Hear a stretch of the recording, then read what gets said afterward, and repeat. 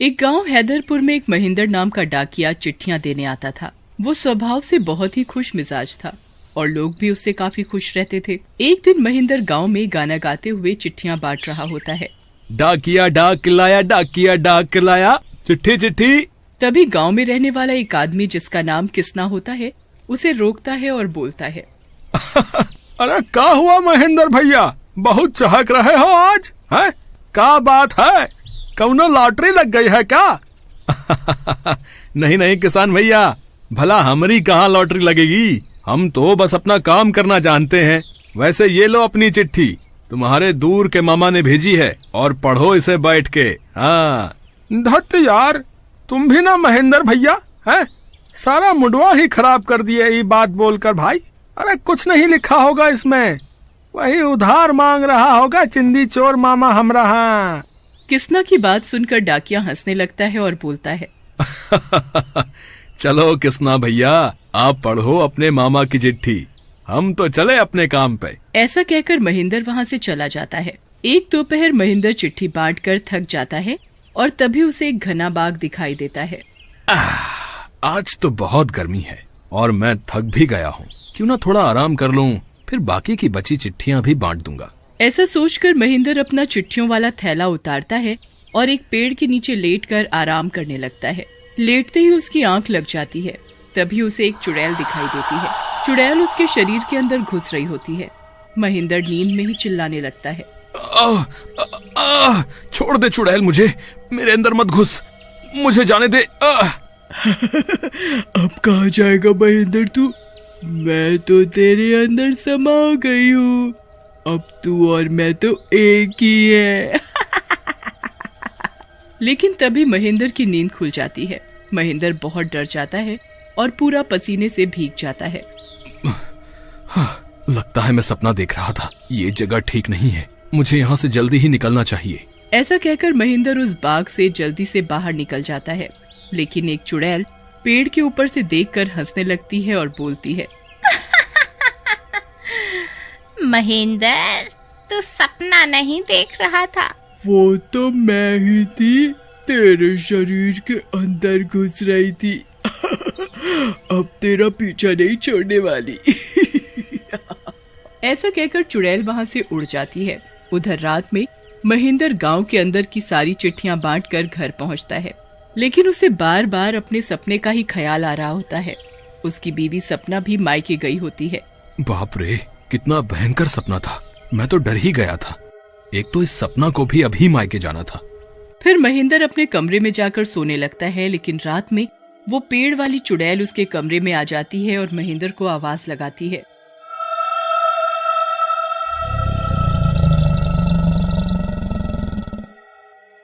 महेंद्र, ओ मेरे प्यारे महेंद्र, जल्दी से उठ, उठो ना।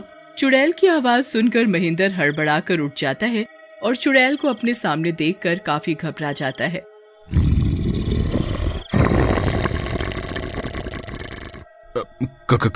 कौन हो तुम और मुझे क्यों परेशान कर रही हो?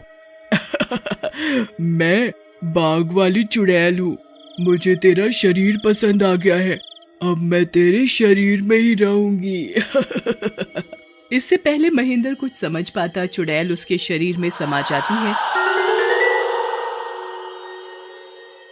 और महेंद्र दर्द के मारे बेहोश हो जाता है। जब उसे होश आता है, चुड़ैल उसके शरीर पर कब्जा कर चुकी होती है। अगली सुबह महेंद्र वापस अपने काम पर जाने के लिए तैयार होता है और काम पर चला जाता है। लेकिन वो किसी से कुछ नहीं बोलता और अपना काम करने लग जाता है। तभी किसना उसे देखता है और बोलता है, और महेंद्र भैया, कहाँ जात हो चुपके चुपके? भाभी घर आ गई है का, जो जल्दी से घर पहुँचना चाहत हो, हैं? महेंद्र को किसना की बात पर गुस्सा आ जाता है और वो बोलता है, अरे वो ससुरी कहाँ आई है अभी, लेकिन तुम्हारा मनी ऑर्डर आया है, कौनो भेजा है शहर से, जरा साइड में आवा तो दे दे मैं तुम्हें। हाँ हाँ सच में भैया, तो दे दो हमका, बहुत दिनों से हमारा हाथ खजला रहा था, हमको लग ही रहा था पैसा आने वाला है कहीं से। हाँ रकम जरा बड़ी है, यहाँ सबके सामने देंगे तो तुम्हें लूट लेंगे गांव वाले। एक काम करो, चुपचाप चले चलो, अकेले बड़ी रकम का नाम सुनकर किसना को लालच आ जाता है और वो बहुत खुश हो जाता है और महेंद्र के साथ चलने लगता है। और गांव के बाहर जाने पर, भैया अब तो हम गांव से काफी दूर आ गए हैं और यहाँ पर कोई है भी नहीं। लाओ अब हमरा मनी ऑर्डर दो जल्दी से, हमरे हाथ खुजला रहे हैं। हाँ। लेकिन तभी महेंद्र का रूप बदल जाता है और एक चुड़ैल वहाँ आ जाती है। इतनी जल्दी भी का है किसना, मनी ऑर्डर तो तुम्हारा ही है। चुड़ैल को देखकर किसना वहाँ से भागने लगता है। अरे मर गया रे, ये कहाँ फंस गया, ये तो चुड़ैल निकली। मनी ऑर्डर तो मिला नहीं और जो जान है शरीर में वो भी जाएगी लगत है। भाग किसना रे, अरे अपनी जान बचाकर भाग भैया है। लेकिन किसना ज्यादा दूर नहीं भाग पाता, चुड़ैल उसे पकड़ लेती है और मार डालती है। इसके बाद तो चुड़ैल अक्सर गांव में किसी न किसी आदमी को मार डालती। महेंद्र के शरीर के अंदर होने की वजह से उसे कोई पहचान भी नहीं पा रहा था। गांव वाले भी रोज रोज होने वाली इन मौतों से दुखी हो गए थे। अरे भाई, अरे ये सब न जाने गांव में क्या हो रहा है, हर दूसरे दिन कौनो न कौनो आदमी मारा जा रहा। सही कहा तो राजू भैया, ऐसी विपदा तो हमने कभी नहीं देखी भैया। कोरोना वायरस से भी ज्यादा मौत हो रही है गांव में। लेकिन भैया ऐसे हाथ पर हाथ धरे तो नहीं बैठ सकते हैं, कुछ तो करना पड़ेगा ना इस समस्या से निपटने के लिए। ऐसा कहकर राजू वहाँ से चला जाता है। उधर महेंद्र के अंदर की चुड़ैल भी साड़ी पहनकर महेंद्र की बीवी का श्रृंगार का सामान लेती है और लगाने लगती है। इस महेंद्र के शरीर का तो फायदा ही अलग है। इसकी बीवी तो बहुत शौकीन लगती है, कितना सारा सामान लेकर के बैठी है मेकअप के लिए। आज तो जी भर कर इस्तेमाल करूंगी। वाह कितनी लाल लाल लिपस्टिक है, वाह लाल लाल चूड़ियां, मजा ही आ गया। तभी वहाँ महेंद्र की बीवी सपना आ जाती है और महेंद्र को ऐसे मेकअप करते देख बोलती है, हाय रे ये क्या हो गया इस आदमी को, कैसी हरकतें कर रहा है, मेरा साड़ी मेरा मेकअप का सामान सब लगा डाला, हाय मैं मर गई।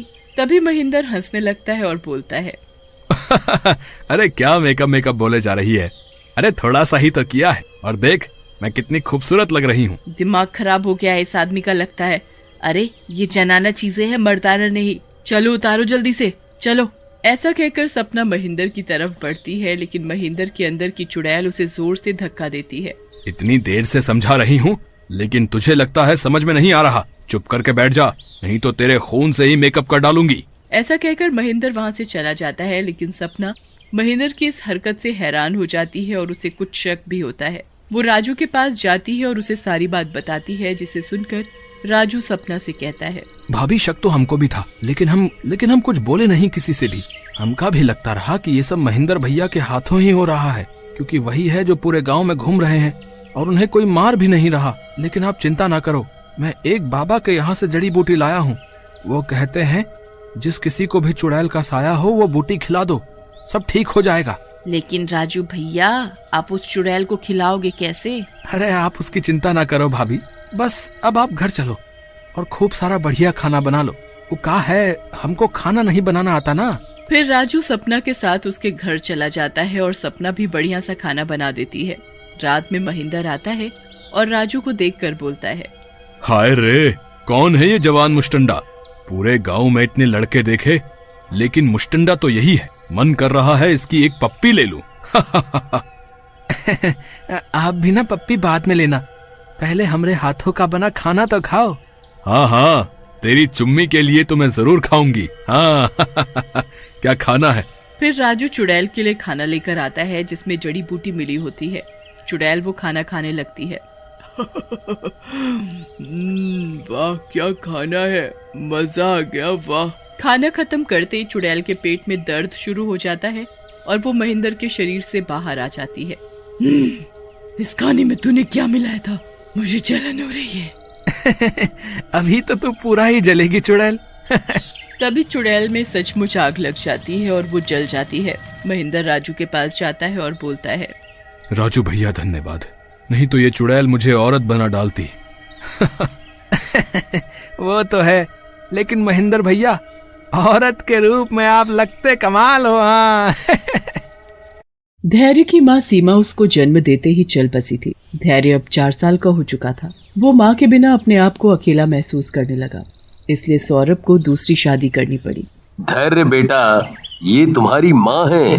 आओ, अपनी माँ से नहीं मिलोगे? आओ, मेरे पास आओ बेटा, मैं तुम्हें बहुत प्यार करूंगी। धैर्य अपनी माँ के साथ बहुत घुल मिल कर रहने लगा। ऐसे ही कई दिन बीत गए। एक दिन विशाखा ने एक नन्ही सी बेटी को जन्म दिया। धैर्य बेटा, इधर आओ, ये तुम्हारी छोटी बहन है। जब ये बड़ी हो जाएगी तो तुम्हारे साथ खूब खेलेगी और तुम्हें भैया कहकर बुलाएगी। मेरी छोटी बहन कितनी अच्छी है ना पिताजी? हाँ बेटा। अभी तक सब सही चल रहा था। एक दिन विशाखा की माँ कमला उससे मिलने उसके घर आई। देख रही हूँ मैं, तू अपनी बेटी को छोड़ उस सौतेले लड़के से ज्यादा प्यार करती है। तुझे जरा भी अंदाजा है क्या? ये जो इतनी बड़ी जमीन जायदाद है वो सब तेरी बेटी को नहीं, इस सौतेले को मिलेगी। माँ, ये आप कैसी बातें कर रही हैं? पहली बात तो वो मेरा सौतेला बेटा नहीं, अपना बेटा है। और रही जायदाद की बात, वो किसी को भी मिले, है तो दोनों बच्चे मेरे ही। कितना समझाया पर इस लड़की को समझ में कुछ नहीं आता। अब जो करना है मुझे ही करना है। विशाखा बेटी, अब मैं इतनी दूर से आई हूँ तो सोच रही हूँ कि कुछ दिन रह कर ही जाऊँ। ये तो बहुत ही अच्छी बात है, मुझे भी तुम्हारे साथ रहने को मिल जाएगा। तभी वहाँ धैर्य भी आ जाता है। धैर्य बेटा, ये तुम्हारी नानी है, चलो नानी को नमस्ते करो। धैर्य नानी को नमस्ते करके अपनी बहन के साथ खेलने लगता है। विशाखा भी किचन में काम करने चली जाती है। यही अच्छा मौका है इसे सबक सिखाने का। इस लड़के को मैं कभी भी ये संपत्ति तो लेने नहीं दूंगी। ये सब मेरी बेटी का है और उसके बच्चे का। हाँ। कमला विशाखा की बेटी मान्या को चुपचाप चूटी भर लेती है तो वो जोर जोर से रोने लगती है। हाय रे, ये देखो क्या कर दिया इस छोटी सी बच्ची का, बेचारी के लाल पड़ गया। क्या हुआ माँ? मान्या इतना रो क्यों रही है? और इसे आखिर हुआ क्या? किस चीज के बारे में आप बोल रही हो? यही कि इस धैर्य ने मान्या को चूटी भरी। अरे ऐसा भी कोई खेल होता है क्या भला? इस लड़के को जरा अपनी बच्ची से दूर रख, मैं बताए दे रही हूँ तुझे। माँ, मैंने कुछ नहीं किया। धैर्य, वो छोटी बच्ची है, उसके साथ इस तरह नहीं खेलते। जाओ यहाँ से, अब इससे दूर रहना। धैर्य रोता हुआ वहाँ से चला जाता है। अगले दिन कमला चुपचाप मान्या को धैर्य की गोद में लिटा देती है और जोर जोर से चिल्लाने लगती है। विशाखा, विशाखा, ये देख यहाँ, जल्दी आओ। विशाखा दौड़ती हुई वहाँ आती है। क्या हुआ माँ, मुझे क्यों बुलाया? ये देखो तेरे इस बेटे ने क्या हरकत की, मान्या को गोद में उठाकर घूम रहा है। वो तो भगवान का शुक्र है जो मैंने देख लिया और वक्त पर आकर उसे पकड़ लिया, नहीं तो पता नहीं क्या होता। अभी ये खुद को तो संभाल नहीं सकता, इसे क्या संभालेगा? विशाखा को बहुत गुस्सा आता है और वो गुस्से में धैर्य को एक थप्पड़ मार देती है। फिर क्या था, कमला झूठ बोलकर रोज धैर्य को विशाखा के हाथों मरवाती। अब विशाखा धैर्य को जरा भी पसंद नहीं करती थी। विशाखा को तो मैंने उस लड़के से दूर कर दिया, अब बारी है दामाद जी की। अब मुझे दामाद जी को भी उस धैर्य से दूर करना होगा, इतना दूर कि वो इसकी सूरत देखना भी पसंद ना करे और उसे इस घर से कहीं दूर फेंकाए। अगले दिन जब सौरभ ऑफिस के लिए निकलने ही वाला होता है, तभी कमला जानबूझकर फर्श पर पानी गिराकर उस पर गिरने का नाटक करती है और नाम लगा देती है धैर्य पर। हाय रे, मर गई। अरे सासू माँ, ये सब क्या है? कैसे गिरी आप? दामाद जी, ये सब तुम्हारे इस बेटे का किया धरा है। इसने यहाँ जानबूझकर पानी डाला ताकि मैं यहाँ गिर जाऊं। बहुत शैतान है तुम्हारा ये बेटा। सौरभ धैर्य को खूब डांटता है। धैर्य रोता हुआ वहाँ से सीधा अपने कमरे में चला जाता है। धैर्य रो ही रहा होता है कि तभी उसके पीछे एक चुड़ैल आकर खड़ी हो जाती है। चुड़ैल धैर्य के सिर पर प्यार से हाथ फेरती है और बोलती है, बस इतने से ही घबरा गए? अभी तो तुम्हें पता नहीं किन किन और मुसीबतों को झेलना है बेटे। धैर्य चुड़ैल को देखकर बहुत डरने लगता है। डर से उसके मुंह से आवाज तक नहीं निकलती। डरो नहीं बेटा, मैं तुम्हें कुछ नहीं करूंगी। मैं बस तुम्हारी रक्षा करने आई हूँ, उन लोगों से जो तुम्हें इतना कष्ट पहुँचाते हैं। अब तुम नहीं, वो लोग रोएंगे, बस तुम देखते जाओ। सुबह का समय था।